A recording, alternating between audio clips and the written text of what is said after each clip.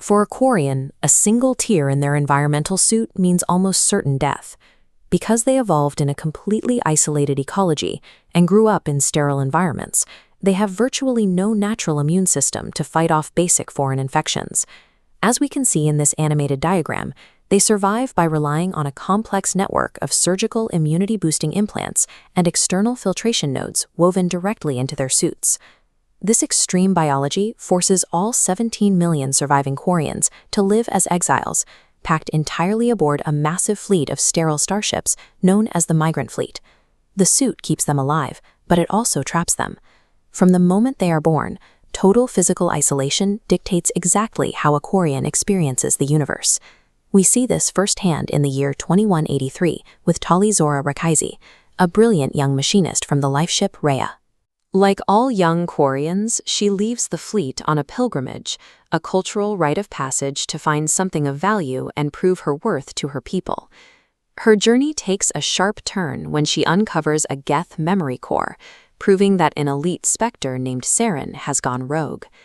To act on this intel, she aligns herself with the human Commander Shepard aboard the Systems Alliance frigate, the Normandy.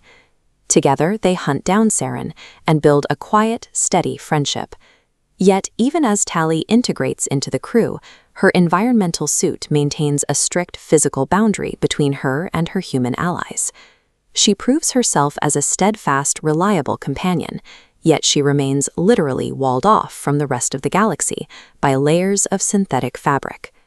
2 years later, in 2085, Shepard rescues Tali from a synthetic Geth ambush on Haestrom, a planet being roasted by a rapidly dying sun. Afterward, she returns to the rebuilt Normandy. She is no longer a young pilgrim, but a seasoned, confident leader. As they work together again, the deep mutual respect between her and Shepard begins shifting toward a romantic attraction. But physical intimacy presents a massive scientific problem. The barrier here is a hard rule of molecular chemistry called chirality. Left, a human's levo amino acid structure. Right, a Quarian's dextro amino acid structure. Being perfectly mirrored, these biological systems are incompatible. If human protein enters a Quarian system, it causes a severe, potentially fatal allergic reaction at the cellular level. For Tali, exploring a romance with a human means actively defying the absolute laws of chemistry and biology. To even attempt physical contact, a Quarian has to undergo intense medical preparation, administering heavy doses of antibiotics, taking specific immune boosters, and intentional exposure to the allergen. The psychological conditioning presents an even steeper climb. Unsealing a suit means fighting a lifetime of drilled-in, panic-inducing survival instincts. When Tali finally decides to unseal her mask for Shepard, she is taking a calculated empirical risk with her own life, driven purely by devotion. By forcing her to endure these biological stakes, the narrative transforms vulnerability from a poetic metaphor into a hard physical reality. By 2086, the Reapers have invaded the galaxy, and Tali has been elevated to the rank of admiral within the Migrant Fleet.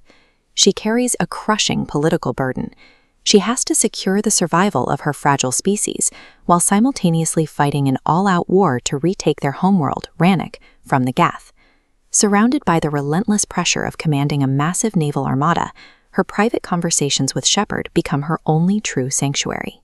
As her external responsibilities scale up to dictate the fate of millions, she finds a unique sense of certainty in the one person who knows her outside of her uniform.